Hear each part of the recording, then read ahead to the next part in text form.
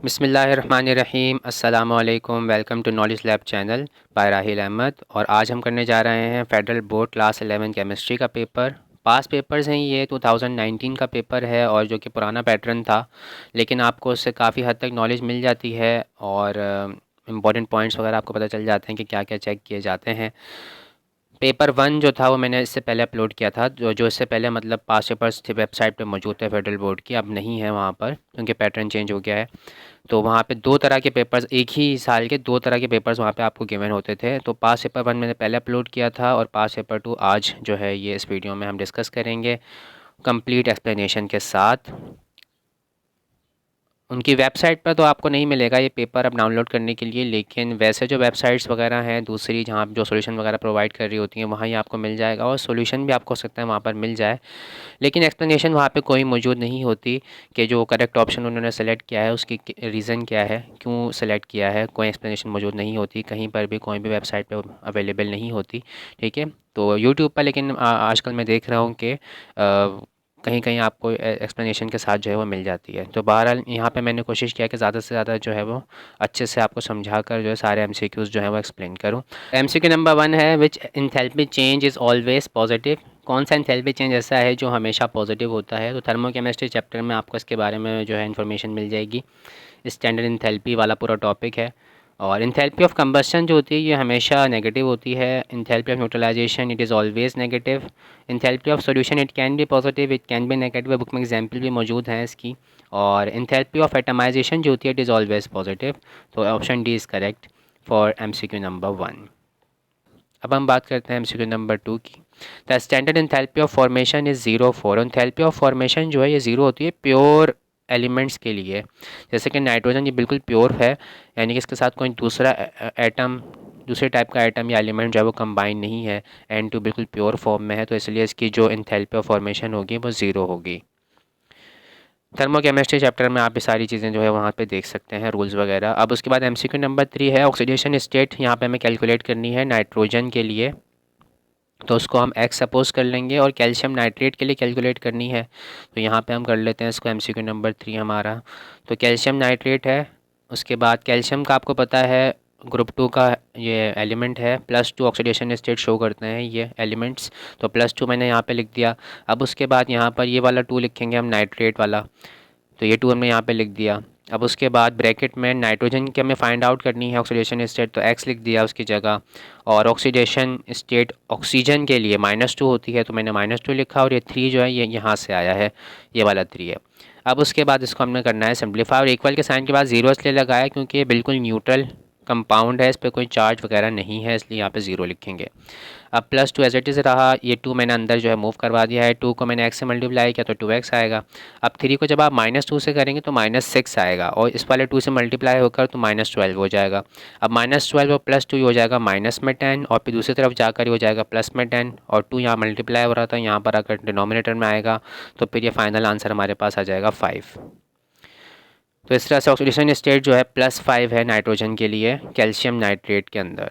अब उसके बाद हमें कैलकुलेट करना है mass of carbon dioxide 11.2 cubic decimetre, इसका वॉल्यूम हमें गिवन है और एसटीपी पर ये हमें कैलकुलेशन करनी है। ठीक है, स्टैंडर्ड टेम्परेचर प्रेशर इसका मतलब होता है, और स्टैंडर्ड टेम्परेचर जो है 273 केल्विन लेते हैं हम, और प्रेशर जो है 1 atm या 1 एटमॉस्फेयर जो है वो लिया जाता है।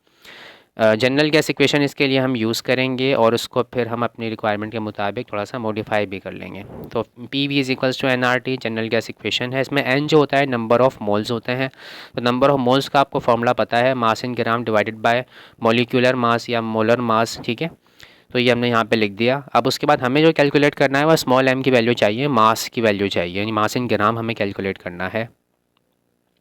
तो PV is equals to small m upon capital M multiplied by RT लिखा हुआ है, इसके लिए हम अरेंज कर लेंगे। तो PV ना तो लिखा हुआ था, लिखा हुआ है यहाँ पे देखें, M यहाँ डिवाइड हो रहा था, दूसरी तरफ जाके मल्टीप्लाई हो जाएगा।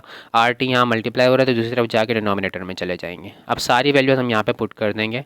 तो मोलिकुलर मास हमें पता है कार्बन डाइऑक्साइड का 44 होता है, प्रेशर स्टैंडर्ड लेना है, हमें 1 एटमॉस्फेयर लेना है।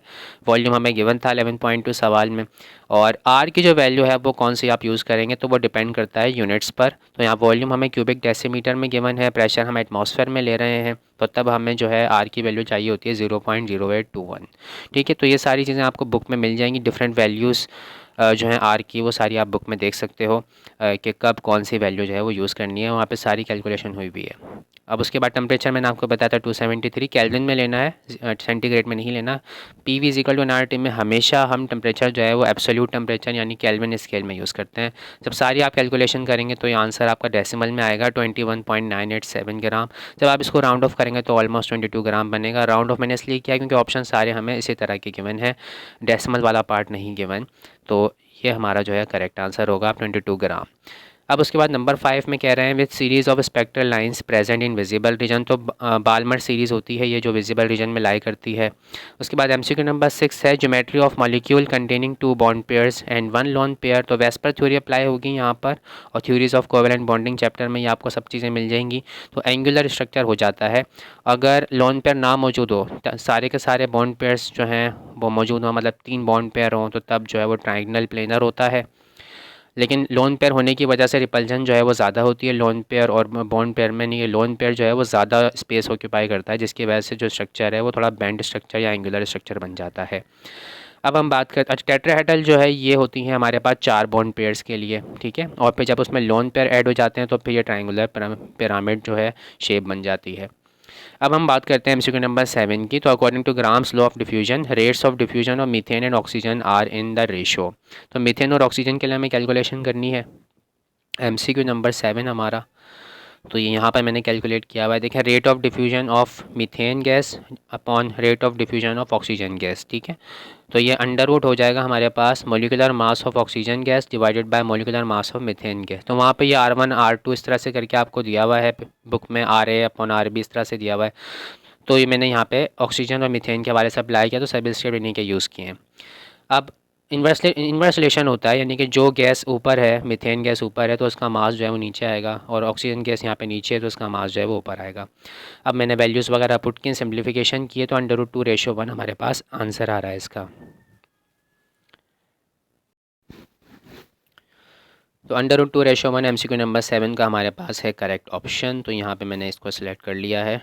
अब हम चलते हैं एमसीक्यू नंबर 8 की जानिब। एमसीक्यू नंबर 8 है which gas is more ideal at STP। तो स्टैंडर्ड टेम्परेचर प्रेशर पर कौन सी गैस जो है वो ज़्यादा आइडियल होगी।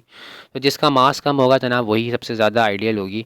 तो हाइड्रोजन गैस है जो सबसे ज़्यादा आइडियली जो है वो बिहेव करेगी इन सब में, ठीक है। बाकी ये बुक में ग्राफ बना हुआ है, वहाँ से भी आप देख सकते हो कि कौन सी वाली गैस जो है उसका बिहेवियर जो है वो मतलब आइडियल गैस के करीब करीब होगा। Which of the following possesses highest boiling point. तो हाइड्रोजन बॉन्डिंग होने की वजह से वाटर का जो है बॉइलिंग पॉइंट वो बहुत ज़्यादा होता है as compare to given other given options. तो HCl जो है इसमें भी हाइड्रोजन बॉन्डिंग नहीं होती है, H2S में भी हाइड्रोजन बॉन्डिंग नहीं हो पाती है, HF में हाइड्रोजन बॉन्डिंग होती है लेकिन इतनी स्ट्रॉन्ग नहीं होती जितनी पानी में होती है। अब एमसीक्यू नंबर 10 की बात करते हैं। Intermolecular forces present in chloroform are. तो क्लोरोफॉर्म जो है वो CHCl3, इसमें जो है नॉन पोलर होता है, और इसमें लंदन डिस्पर्जन फोर्सेस जो हैं वो अपना रोल प्ले कर रही होती हैं। तो London dispersion forces is the correct answer for MCQ number 10 chloroform के लिए। अब हम एमसीक्यू नंबर 11 है which of the following is not an isotropic property. ऐसे थोड़ा सा इसको मैं ज़रा बता देता हूँ आपको। लेकिन डायपोल फोर्सेस जब रोल प्ले करती हैं जब पोलर नेचर का कंपाउंड हो, और मैंने आपको बताया कि नॉन पोलर नेचर का है तो डायपोल फोर्सेस नहीं होंगी यहाँ पर। हाइड्रोजन बॉन्डिंग तब होती है जब हाइड्रोजन जो है वो कनेक्ट हो किसी हाईली इलेक्ट्रोनेगेटिव एटम के साथ। लेकिन हाइड्रोजन जो है यहाँ पर इस तरह के जो कंपाउंड होते हैं ऑर्गेनिक कंपाउंड्स, यहाँ पे ये हाइड्रोजन बॉन्डिंग का रोल इसमें जो है वो प्ले नहीं कर रहा होता, तो नॉन पोलर नेचर होती है बिल्कुल। और ऐसा उस वक्त होगा जब नाइट्रोजन, फ्लोरीन या फिर ऑक्सीजन के साथ जो है हाइड्रोजन कनेक्ट हुआ होता है, तब ऐसा होता है, अदरवाइज़ नहीं होता। तो यहाँ पे क्लोरीन है, क्लोरीन के साथ अटैच हुआ है, तो यहाँ पे हाइड्रोजन बॉन्डिंग जो है वो रोल प्ले नहीं करेगी। बाकी इलेक्ट्रोस्टैटिक फोर्सेस जो होती हैं ये आयनिक कंपाउंड्स जो होते हैं उनमें रोल प्ले करती हैं। तो आखिरी बस हमारे पास अभी लंदन डिस्पर्जन फोर्सेस रह गया, तो ये this is the correct answer. MCQ number 11 है which of the following is not an isotropic property. तो एन आइसोट्रॉपिक प्रॉपर्टीज़ जो हैं पूरी वहाँ पैराग्राफ में आपको मिल जाएंगी, जो कि डिपेंड कर रही होती हैं डायरेक्शन पर। देखिए कुछ सॉलिड मटेरियल इस तरह के होते हैं जिनमें एक डायरेक्शन में जो है प्रॉपर्टी किसी और तरह की होती है और दूसरी डायरेक्शन में किसी और तरह की होती है। मिसाल के तौर पर मैं ग्रेफाइट से आपको समझा देता हूँ कि ग्रेफाइट जो है वो एक नॉन मेटल है और वो कंडक्टर है, लेकिन कंडक्टर ऐसा नहीं कि कहीं से भी आप बिजली पास करो तो वो जो है इसमें बिजली पास हो जाएगी, ओरिएंटेशन पे डिपेंड कर रहा होता है। तो वो लेयर्स उसमें होती हैं ग्रेफाइट के अंदर, तो लेयर की एक साइड पर जो है वो अगर अप्लाई करेंगे आप पोटेंशियल तो इलेक्ट्रिसिटी पास हो जाएगी परपेंडिकुलरली, लेकिन पैरेलली करेंगे तो नहीं होगी। ठीक, इसमें से कोई एक था, इसमें थोड़ा सा मुझे जो है अभी फ़िलहाल डाउट है कि पैरेलल था या परपेंडिकुलर था, लेकिन इसमें एक डायरेक्शन में जो है हो जाती है इलेक्ट्रिसिटी पास और एक डायरेक्शन में नहीं होती है। तो इस तरह की जो प्रॉपर्टीज़ होती हैं जो डायरेक्शन डिपेंडेंट हो वो एनिसोट्रॉपिक प्रॉपर्टी कहलाती है। तो कंडक्टिविटी तो मैंने ग्रेफाइट की एग्जाम्पल दे ही दी है आपको। अब रिफ्रैक्टिव इंडेक्स भी देखें आप, तो डिफरेंट डायरेक्शन में रिफ्रैक्टिव इंडेक्स डिफरेंट ही होता है। क्लीवेज जो है ये भी डिफरेंट होता है, क्रिस्टल जहाँ से जो है वो मतलब ब्रेक होती है तो क्लीवेज भी डिफरेंट होते हैं। अब उसके बाद विस्कोसिटी की अगर बात करें तो हर डायरेक्शन में जो है ये गाढ़ापन होता है, रेजिस्टेंस होती है फ़्लो करने में किसी फ्लूइड की, तो वो हर डायरेक्शन में सेम ही रहती है। ठीक है, तो ये डायरेक्शन डिपेंडेंट नहीं है, that's why it is an anisotropic property. ठीक है, नॉट एन एनाइसोट्रॉपिक। ठीक है, उसने पूछा था नॉट एन एनाइसोट्रॉपिक प्रॉपर्टी, यानी ए बी सी जो है सारी एनाइसोट्रॉपिक प्रॉपर्टीज़ हैं, बाकी विस्कोसिटी जो है ये एनाइसोट्रॉपिक प्रॉपर्टी नहीं है। Carbon dioxide solid state form में ये मॉलिकुलर क्रिस्टल होता है, तो मॉलिकुलर क्रिस्टल सॉलिड चैप्टर का नाम है, उसमें आपको ये टॉपिक मिल जाएगा, वहाँ पर एग्जाम्पल्स गिवन है आपको। तो कार्बन डाइऑक्साइड वहाँ पर गिवन है आपको एग्जाम्पल के तौर पर, that's why it is a molecular crystal. और कौन से क्रिस्टल्स होती हैं भी मैं बता देता हूँ। जैसे अगर उसने ऑप्शन इस तरह के दे दिए जो आपकी एग्जाम्पल्स में बुक में मौजूद नहीं है, तो कैसे आप आइडेंटिफाई करोगे। तो मॉलिक्यूलर क्रिस्टल जब बनती हैं जब जो हमारे पास सॉलिड है वो या तो पोलर नेचर का हो या नॉन पोलर नेचर का हो। ठीक है, तो ऐसे मॉलिक्यूल जो पोलर हो या नॉन पोलर हो, तो जब उन्हें हम सॉलिड फॉर्म में लेकर आते हैं टेम्परेचर कम करके या प्रेशर के ज़रिए, तो फिर जो क्रिस्टल्स वो बनाते हैं तो वो मॉलिक्यूलर क्रिस्टल्स बनाते हैं। MCQ नंबर 12 हो गया हमारा। अब हम करते हैं MCQ number 13। For the reaction nitrogen tetra oxide हमारे पास गिवन है और नाइट्रोजन डाइऑक्साइड है यहाँ पर। अब इसके लिए हमें जो है रेट इक्विलिब्रियम कांस्टेंट एक्सप्रेशन यहाँ पे गिवन है, तो सारे के सारे देंगे सेम ही है, बस पावर का फ़र्क है। के पी इज़ इक्वल टू के सी आर टी, यानी ये जो है हमारे पास है पार्शियल प्रेशर के टर्म्स में है ये कांस्टेंट हमारे पास इक्विलिब्रियम कांस्टेंट, और ये जो है कंसंट्रेशन के सी जो है equilibrium constant in terms of concentration of reactants and products. ठीक है, आर जनरल गैस कांस्टेंट होता है, टी जो है वो केल्विन में टेम्परेचर होता है, और पावर जो आपको नज़र आ रही होती हैं ये जो है वो डिफरेंस इन मोल्स होता है। ठीक है, difference in moles on product, delta N आ रहा होता है यहाँ पर। डेल्टा एन जो होता है वो प्रोडक्ट और रिएक्टेंट के जो मोल्स हैं उनमें डिफरेंस होता है। तो प्रोडक्ट माइनस रिएक्टेंट हमने किया तो 2 - 1 जो है वो आएगा 1 आएगा आंसर। तो that's why I have selected this option, क्योंकि पावर यहाँ पे कुछ भी नज़र नहीं आ रही। पावर अगर कुछ भी नज़र ना आए तो क्या होता है जनाब, 1 होता है बाई डिफ़ॉल्ट। ठीक है, यहाँ पे देखें पावर 2 है तो गलत ऑप्शन हो गया, -2 गलत ऑप्शन हो गया। यहाँ पे तो कुछ नज़र ही नहीं आ रहा, इसका मतलब पावर यहाँ पे 0 थी तभी यहाँ पे कुछ नज़र नहीं आ रहा है आर टी में। अब हम करते हैं MCQ number 14। Value of Kc for the reaction is increased by. देखें Kc की जो वैल्यू है वो चेंज होती है बाय चेंजिंग टेम्परेचर, तो दैट्स वाई हम प्रेशर को तो देखेंगे ही नहीं, इन ऑप्शंस को तो देखेंगे ही नहीं। ठीक है, तो बी और सी तो आप वैसे ही निगलेक्ट कर दो। अब रह गया ऑप्शन ए और ऑप्शन डी। अब रिएक्शन हमें देखना है कि किस तरह का। देखिए इसमें लिखा हुआ है प्लस हीट, प्रोडक्ट वाली साइड पे लिखा हुआ है प्लस हीट, इसका मतलब this is an exothermic reaction. तो एक्सोथर्मिक रिएक्शन में आपको पता है अगर हमें प्रोडक्ट की यील्ड बढ़ानी है, ठीक है, और केसी में आपको पता है कि प्रोडक्ट अपॉन रिएक्टेंट होता है, इसका जो फॉर्मूला होता है concentration of product divided by concentration of reactant, और ये हमें इक्विलिब्रियम पे सारी कंसंट्रेशंस चाहिए होती हैं। और अगर हम बात करें एक्सोथर्मिक रिएक्शन की, तो हमें प्रोडक्ट की यील्ड अगर बढ़ानी है तो हमें क्या करना होगा, हमें टेम्परेचर लो रखना पड़ता है। तो दैट्स वाई आप सेलेक्टेड डिक्रीजिंग द टेम्परेचर। तो टेम्परेचर डिक्रीज़ करने से जो है केसी की जो वैल्यू है वो क्या हो जाएगी, बढ़ जाएगी। अब हम करेंगे MCQ number 15। Which of the following is an amphoteric oxide. तो नॉन मेटल के जो ऑक्साइड होते हैं जैसे कि नाइट्रोजन डाइऑक्साइड है, ये एसिडिक नेचर के होते हैं, हमेशा ऑलवेज एसिडिक नेचर के होते हैं, ज़्यादातर एसिडिक नेचर के होते हैं, या फिर न्यूट्रल भी होते हैं जैसे कि पानी है H2O। ठीक है, और इसके अलावा मेटल के जो ऑक्साइड हैं ये एम्फोटेरिक भी हो सकते हैं और ये बेसिक नेचर के भी हो सकते हैं। तो सोडियम ऑक्साइड जो होता है Na2O जो है सोडियम, ये पर ऑक्साइड है, सोडियम पर ऑक्साइड, क्योंकि ऑक्सीजनेशन स्टेट ऑक्सीजन की यहाँ पर है -1। तो सोडियम पर ऑक्साइड जो होता है बेटा ये जो होता है एसिडिक नेचर बेसिक नेचर का होता है। मैग्नीशियम ऑक्साइड जो है ये भी बेसिक नेचर का है। क्रोमियम ऑक्साइड जो होता है ये एम्फोटेरिक होता है। एम्फोटेरिक ऑक्साइड ऐसे ऑक्साइड हैं जिनके पास एसिडिक और बेसिक दोनों प्रॉपर्टीज़ हों, यानी जो एसिड के साथ भी रिएक्शन कर सकते हो और बेस के साथ भी रिएक्शन कर सकते हो।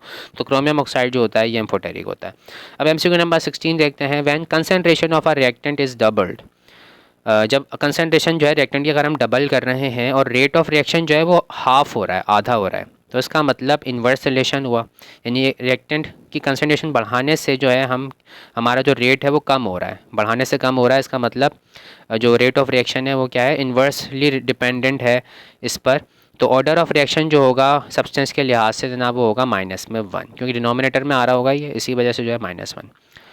और डबल करने से हाफ हो गया, यानी कि यहाँ पे हमने 2 टाइम्स का चेंज लेकर आया तो वहाँ पे 2 टाइम्स डिक्रीज़ कर गया है, यानी कि बिल्कुल लीनियर से मुराद नहीं, पावर 1 जो है यहाँ पे होगी लेकिन डिनोमिनेटर में होगी। तो जब ऊपर लेके जाएंगे आप उसको कंसंट्रेशन को तो पावर उसकी हो जाएगी -1। तो डेट्स वाई आप selected -1 option. MCQ number 17, a colloid containing a solid dispersed in a liquid is called. तो कोलॉइड की एग्जांपल आपसे पूछ रहे हैं कि कौन सी वाली करेक्ट हमें दी हुई ऑप्शन में, और उसने आपको बता दिया है कि सॉलिड जो है वो डिस्पर्स हुआ है लिक्विड मीडियम के अंदर। और इसके लिए पूरी एक टेबल बनी हुई है बुक में, और टेबल है हमारे पास, टेबल 10.3 टाइप्स ऑफ कोलॉइड्स। तो इसमें देखें आपको सबसे पहले में नज़र आ रहा है SOL, सॉल कोलॉइड टाइप यहाँ पे लिखी हुई हैं। यही सारे ऑप्शंस हमें वहाँ पर गिवन है। तो सॉलिड पार्टिकल डिस्पर्स थ्रू आ लिक्विड, तो this is the correct answer. देखें यहीं पे हमें मिल गया हमारा आंसर। एग्जाम्पल्स में आपको देखें मिल्क और मैग्नीशिया वगैरह सारी चीज़ें नज़र आ रही हैं, और रिमेनिंग चीज़ें भी आपको यहीं पर मिल जाएंगी। अच्छा, एक चीज़ जो आपको कंफ्यूज कर सकती है वो ये देखें, जेल में भी कुछ इसी तरह की वर्डिंग उन्होंने यूज़ की हुई है। देखें continuous network of solid through out the liquid medium, तो सॉलिड और लिक्विड का कॉम्बिनेशन यहाँ पर भी है, लेकिन वर्डिंग पे अगर आप गौर करें देखें उन्होंने डिस्पर्स का लफ्ज़ उन्होंने यूज़ किया है। सेम यही लाइन डिट्टो कॉपी छाप के वहाँ दी हुई है। तो that's why SOL is the correct answer. ठीक है, sol is the correct answer. और जेल जो है ये नेटवर्क ऑफ सॉलिड है, कंटिन्यूस नेटवर्क ऑफ सॉलिड। जैसे जेली की अगर हम बात करें, जो आप जेली बनाते हो और उसमें देखें, और SOL जो है जैसे कि मिल्क और मैग्नीशिया वगैरह हैं, इनमें थोड़ा सा डिफरेंस आपको नज़र आएगा। बाकी starch disperse in water, paints, coloured glass, तो पेंट्स वगैरह सारी चीज़ें देखें SOL में आ गई हैं हमारे पास। तो सॉलिड पार्टिकल्स जो हैं वो डिस्पर्स हुए होते हैं लिक्विड के अंदर। तो SOL या sol is the correct answer for MCQ number 17।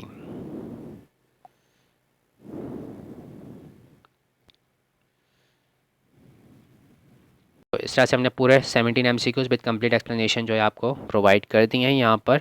तो आई होप कि वीडियो आपको जो है इससे अच्छी खासी नॉलेज मिल गई होगी और फ़ायदा हुआ होगा। तो thank you so much, thanks for watching. Like करें वीडियो को, शेयर करें अपने दोस्तों वगैरह में, और सब्सक्राइब करें चैनल को, और बेल आइकन भी प्रेस कर दें ताकि जैसे ही कोई वीडियो अपलोड हो तो आपको सबसे पहले नोटिफिकेशन मिल जाए। तो थैंक यू सो मच, आज की वीडियो में इतना ही। अल्लाह हाफ़िज़।